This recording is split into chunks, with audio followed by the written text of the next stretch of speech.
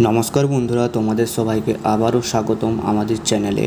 আজকের এই ভিডিওটি খুবই গুরুত্বপূর্ণ হতে চলেছে, বিশেষ করে যারা অন্নপূর্ণা ভাণ্ডার প্রকল্পে আবেদন করেছেন অথবা ভবিষ্যতে আবেদন করতে চান তাদের জন্য। কারণ আজকের এই ভিডিওতে আমি তোমাদের দেখাবো অন্নপূর্ণা ভাণ্ডারের স্ট্যাটাস কীভাবে চেক করবে, কোন ওয়েবসাইটে যেতে হবে, কি কি তথ্য লাগবে, আর স্ট্যাটাস চেক করার সময় যদি লাল দাগ বা ইরর আসে তাহলে সেটার মানে কি। অনেকেই আমাকে কমেন্ট করে বলেছো, দাদা স্ট্যাটাস চেক করতে গেলে ইনভ্যালিড দেখাচ্ছে, লাল দাগ আসছে কেন, অ্যাপ্লিকেশন পেন্ডিং মানে কি, অ্যাপ্রুভড হয়েছে কিনা কীভাবে বুঝবো।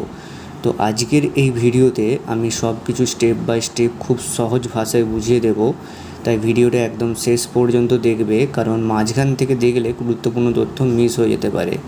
আর যদি এই ধরনের সরকারি প্রকল্পের আপডেট সবার আগে পেতে চাও তাহলে এখনই চ্যানেলটি সাবস্ক্রাইব করে পাশে থাকা বেল আইকনটি অল করে দাও।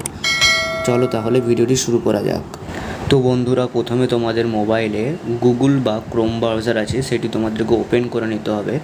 ওপেন করার পর এখানে সার্চ বাটনে তোমাকে লিখতে হবে লক্ষ্মীর ভাণ্ডার, ঠিক আছে।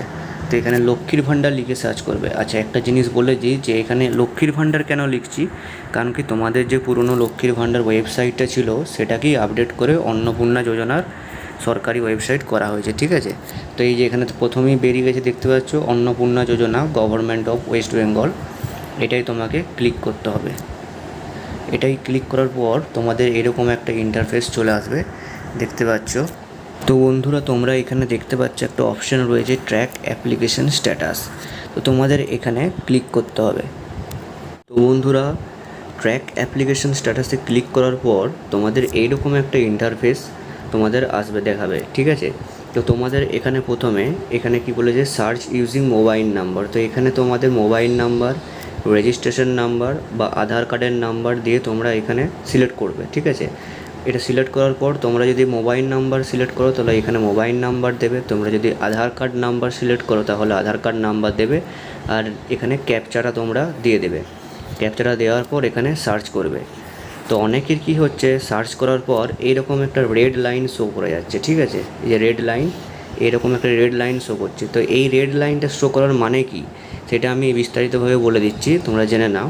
তো বন্ধুরা, এর পেছনে কয়েকটি কারণ থাকতে পারে। যেমন প্রথম কারণ হচ্ছে তোমার দেওয়া তথ্য ভুল হতে পারে, যেমন মোবাইল নম্বর বা আধার কার্ড নম্বর ভুল দিলে এই সমস্যা আসতে পারে। দ্বিতীয় কারণ হচ্ছে ওয়েবসাইটে প্রচুর পরিমাণে সার্ভার প্রবলেম তোমাদের এই সময় চলছে, প্রচুর পরিমাণে জাম চলছে, কারণ কি এই সাইটে নিত্য নতুন কাজ চলছে। 1 নম্বর, 2 নম্বর হচ্ছে তোমাদের সবাই মিলে সার্চ করছে, ঠিক আছে, এটা একটা কারণ। অনেক মানুষ একসাথে স্ট্যাটাস যদি চেক করছে তখন এই প্রবলেমটা দেখা দিচ্ছে। তৃতীয় কারণ হচ্ছে তোমাদের আবেদন এখনও আপডেট না হয়েও থাকতে পারে, তাই এই সমস্যা হলে ভয় পাওয়ার কোনো দরকার নেই, কিছুক্ষণ পরে আবার ট্রাই করবে, ঠিক আছে। তো তোমাদের এরকম কার রেড লাইন শো করছে তোমরা আমাদেরকে কমেন্ট করে জানাও, ঠিক আছে।